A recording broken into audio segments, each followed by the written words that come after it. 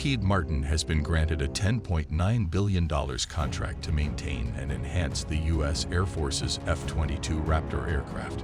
According to the U.S. Department of Defense, the corporation will be responsible for delivering supplies and services for the American aircraft, including upgrades, improvements, repairs, and performance-based logistics. This award is the outcome of a lone source purchase.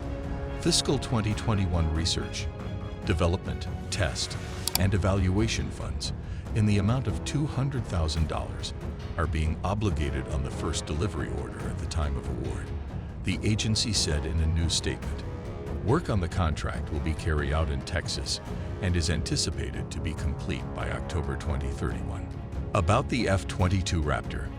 The U.S. Air Force's first fifth-generation fighter, the F-22 Raptor is a single-seat, twin-engine stealth air supremacy fighter aircraft that can go up to 1,600 nautical miles, 2,963 kilometers.